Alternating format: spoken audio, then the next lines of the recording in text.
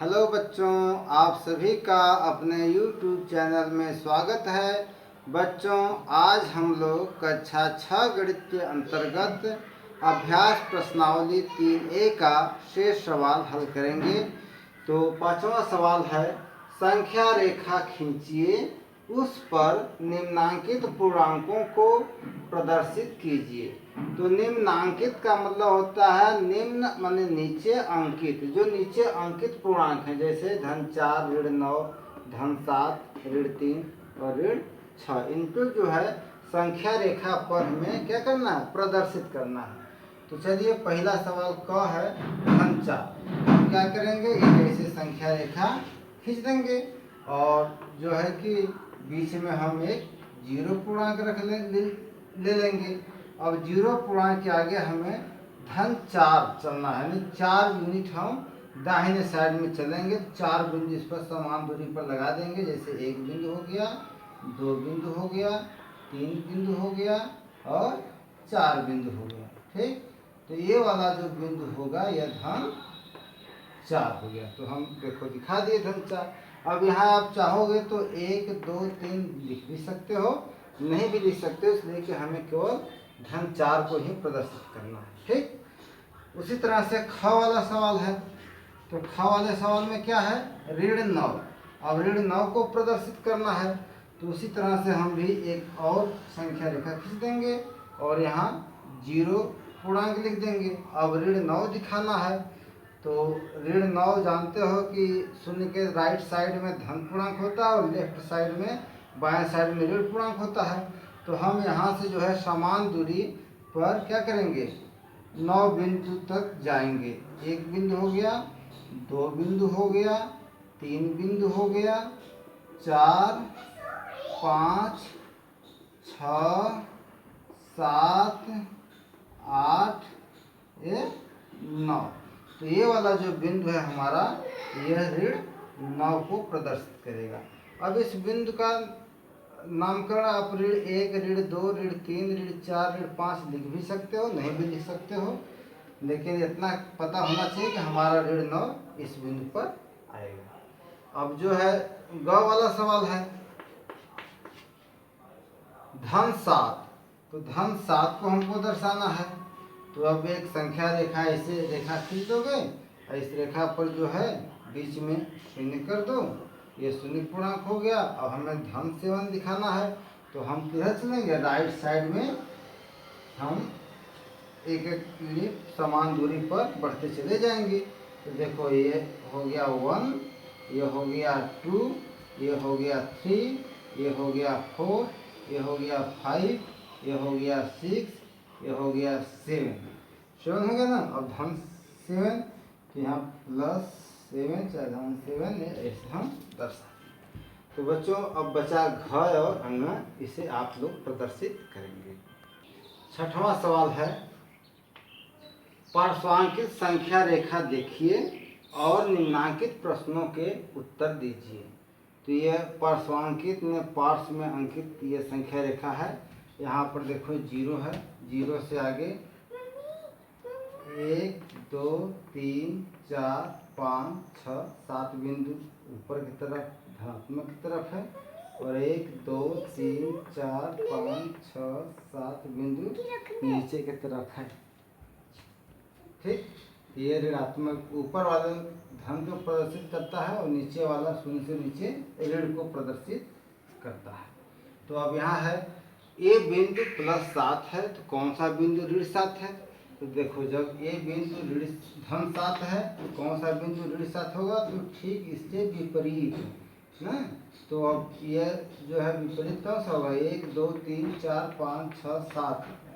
तो यहाँ नीचे आओ, 1, 2, 3, 4, 5, 6, 7, यानी ई बिंदु जो है, तो इसका हम उत्तर इसी जगह दे दे रहे हैं कि ई बिंदु क्या है, ई बिंदु ऋण 7 को प्रदर्शित करेगा। ये बिंदु किसको प्रदर्शित करेगा, ऋण 7 को प्रदर्शित करता है। फिर बिंदु बी किस पूर्णांक को निरूपित करता है। तो बिंदु बी देखो, शून्य से नीचे की तरफ है, 1, 2, 3, तो ये जो है ऋण 3 को प्रदर्शित करेगा। तो यहाँ हम इसका उत्तर इसी जगह लिख दे रहे हैं, ऋण 3। और ग है, बिंदु बी का विपरीत बिंदु बताइए। तो बिंदु बी का विपरीत जितना दूरी पर नीचे है उतने दूरी पर ऊपर होगा। तो देखो 1 2 तीसरे बिंदु पर बी है तो ऊपर 1 2 3, तीसरे बिंदु पर सी है तो इसका क्या हो जाएगा, बिंदु सी हो जाएगा। बिंदु बी का विपरीत बिंदु सी हो जाएगा। ठीक, बिंदु डी के और एल से निरूपित पूर्णांक लिखिए। तो बिंदु डी से निरूपित पूर्णांक कौन सा है, तो 1 2 3 4 5 है, तो धन 5। तो यहाँ लिख देते हैं डी से निरूपित, चलो इसी जगह लिख देते हैं, या घ का नीचे बता दे रहे हैं।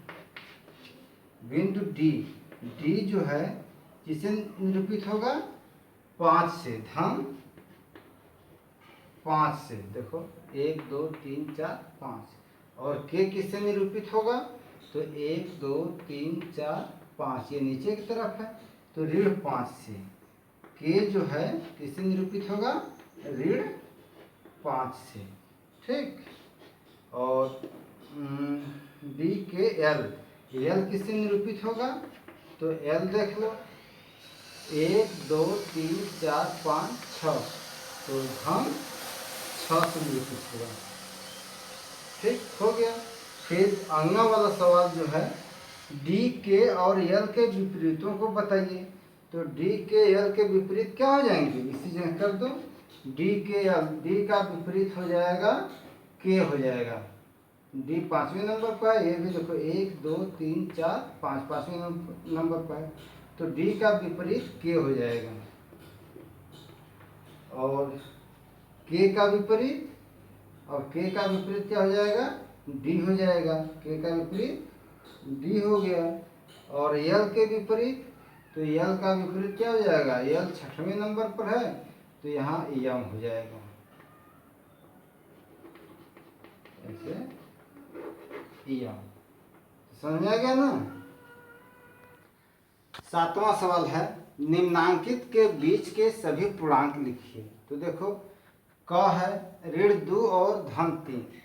तो जानते हो यह ऋण 2 से धन 3 तक के बीच में जितने भी पूर्णांक है उससे हम कैसे लिखेंगे। यहाँ ऋण 2 है तो ऋण 2 हो गया, अब उसके बीच में ऋण 1 आएगा, फिर 0 आएगा, फिर धन 1 आएगा, फिर धन 2 आएगा और फिर धन 3। तो ऋण 2 और धन 3 के बीच के पूर्णांक तुम्हारे ये हो गए। ये क्या है, ये हमारे बीच के पूर्णांक हो गए, ऋण 1 0, धन 1 धन 2। ठीक, समझ में आ गया होगा। फिर ख है, तो ख में क्या है, 0 और 6, 0 और 6 के बीच में लिखना है। तो हम 0 के आगे चलेंगे, 0 धन 1 धन 2 धन 3 धन 4 धन 5 और धन 6। तो 0 और 6 के बीच के सभी पूर्णांक क्या हो गए, तो 0 और 6 को निकाल दो। अब ये जितने बचे वो यहाँ से लेकर के यहाँ तक ये क्या हो गए, 0 और धन 6 के बीच के पूर्णांक, धन 1 धन 2 धन 3 धन 4 धन 5। ठीक, उसी तरह से ग वाला है सवाल। ग में क्या है कि ऋण 4 और 4 के बीच के सभी पूर्णांक लिखिए। तो ऋण 4 के आगे अब शुरू कर दो, धन 4 तक चले जाओ। तो ऋण 4 के बाद फिर ऋण 3, फिर ऋण 2, फिर ऋण 1, फिर 0, फिर उसी तरह से धन 1 धन 2 धन 3 धन 4। तो ऋण 4 और 4 के बीच, तो ऋण 4 ये हो गया और धन 4 ये हो गया। अब इसके बीच के कितने पूर्णांक हो गए, तो इसके बीच के यहाँ से लेकर के यहाँ तक यह ऋण 4 और धन 4 के बीच के पूर्णांक हो गए, ऋण 3 ऋण 2 ऋण 1 0 धन 1 धन 2 धन 3। तो बच्चों इसी तरह से आप लोग घ और अंगा और च भी कर सकते हो। 8वां सवाल, निम्नांकित संख्या रेखा देखिए। तो एक संख्या रेखा बना हुआ है, इसे आप ध्यान से देखिए। ठीक, और उसके बाद क्या है, इसकी सहायता से निम्नांकित पूर्णांकों के जोड़े के बीच के पूर्णांकों को आरोही क्रम में लिखिए। जैसे पहला सवाल है 2 और 5, तो आप इसे कहो है 2 5, तो आप देख रहे हो कि इसके सहायता संख्या रेखा की सहायता से तो 2 और 5 यानी 2 यहाँ है और 5 यहाँ है, तो इसके बीच में क्या है, ये 2 और 5 के बीच में आप देखोगे कि ये 3 और 4 है। 2 और 5 के बीच में 3 और 4 है, तो इसे आरोही क्रम में लिखना है, तो इन्हें बढ़ते क्रम में। तो क्या हो जाएगा 3 और ऐसे कम लगा तो 3 और 4 हो जाएगा, ये आरोही क्रम में, या इसे ऐसे कर दो। ठीक,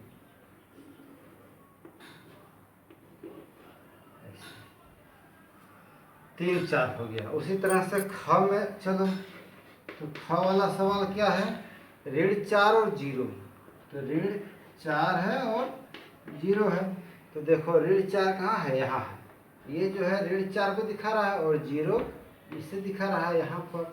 अब इसी के सहायता से अब बीच में कौन कौन बचा है, 3 2 1, तो आप जानते हो आरोही क्रम का मतलब लेफ्ट टू राइट, बाएं से अगर दाएं जाते हैं तो हम आरोही क्रम में जाते हैं, इधर जितने बाएं जाएंगे उतने घटते क्रम में जाएंगे, और जितने दाहिने जाते हैं उतने बढ़ते क्रम में जाते हैं। ठीक, तो हमें 4 और 0 के बीच तो कौन कौन है, आरोही क्रम में लिखना है, तो हम लिखेंगे 3 से बड़ा क्या हो गया, 2, इससे बड़ा क्या हो गया, 1, यही हो गया। अब यहाँ 0 के बीच में करना है, समझ में आ रहा है ना।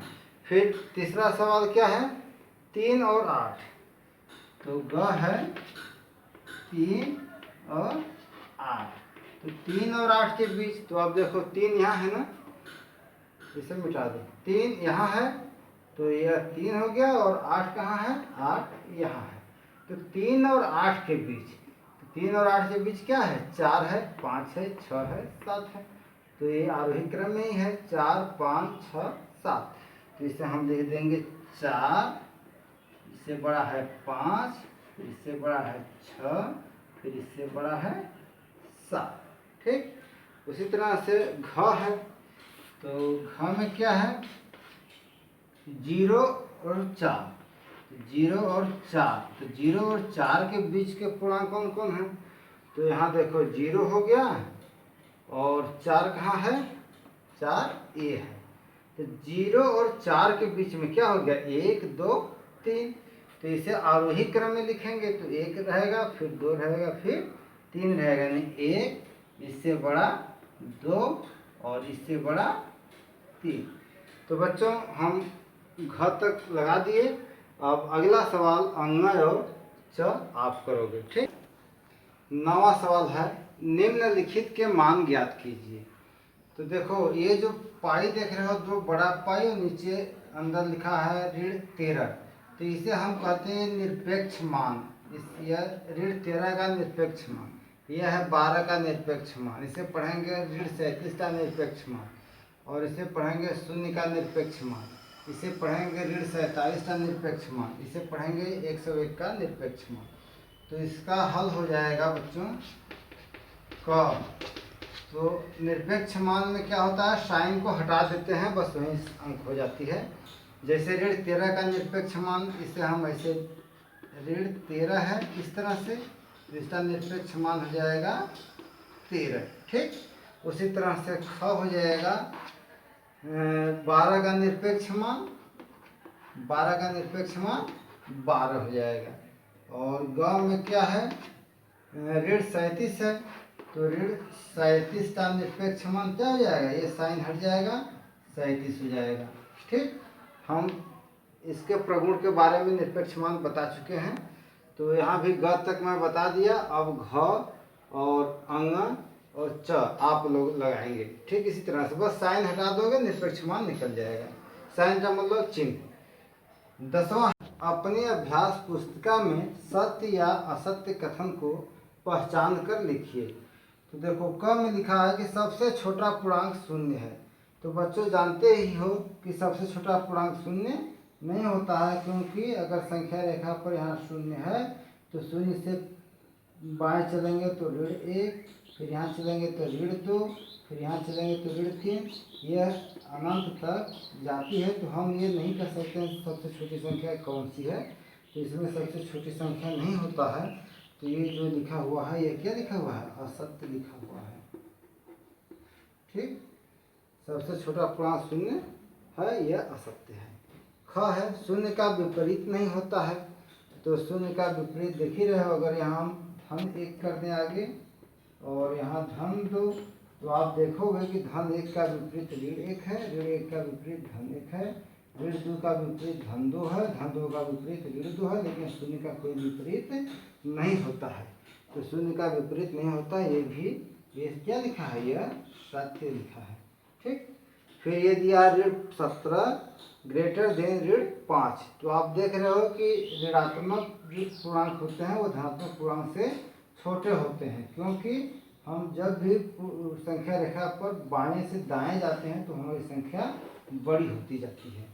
तो जबकि यह गलत लिखा है। यह जो है ऋण 17 को बड़ा दिखाया है और ऋण 5 को छोटा दिखाया है, जबकि ऋण 17 ऋण 5 से एकदम बाएं साइड में होगा, बाएं की तरफ होगा। तो ये भी असत्य है। ये क्या है? असत्य है। ऋण 17 ग्रेटर देन नहीं होगा, बल्कि ऋण 5 ग्रेटर देन ऋण 17 होगा। ठीक, घ है एक धनात्मक पूर्णांक अपने योगात्मक प्रतिलोम से बड़ा होता है। ये सही लिखा है। ये जो धनात्मक पूर्णांक होते हैं वो अपने योगात्मक प्रतिलोम से बड़ा होता है। योगात्मक धनात्मक का योगात्मक प्रतिलोम क्या होगा? ऋण पूर्णांक होगा। तो ऋण पूर्णांक हमेशा धन पूर्णांक से छोटा होता है और धन पूर्णांक हमेशा ऋण पूर्णांक से बड़ा होता है। तो धनात्मक पूर्णांक जो है क्या होगा? यहाँ अपने योगात्मक प्रतिलोम से बड़ा होता है। ये जो है यहाँ लिख दे रहे हैं सत्य। ये क्या होगा? सत्य है। और अंग है कि एक ऋणात्मक पूर्णांक अपने योगात्मक प्रतिलोम से बड़ा होता है। यह असत्य है। ऋणात्मक पूर्णांक जो है कभी भी अपने योगात्मक प्रतिलोम से बड़ा नहीं हो सकता। ये जो लिखा है यह असत्य लिखा है। ठीक, अगला है शून्य एक पूर्णांक नहीं है। तो बच्चों ये एकदम टोटली रॉन्ग है। शून्य एक पूर्णांक है, इसलिए कि शून्य पूर्णांक होता है। ये जो लिखा है एकदम असत्य लिखा है। अब इसमें एक और था कि शून्य का योगात्मक प्रतिलोम शून्य होता है, इसमें नहीं लिख पाए। तो ये भी सत्य है कि शून्य का योगात्मक प्रतिलोम शून्य ही होता है। तो बच्चों जहाँ तक मुझे आशा है कि आप लोगों को अभ्यास 3A की प्रश्नावली में जितने भी सवाल थे सब आप लोगों को समझ में आ गया होगा। आप सभी को बहुत बहुत धन्यवाद।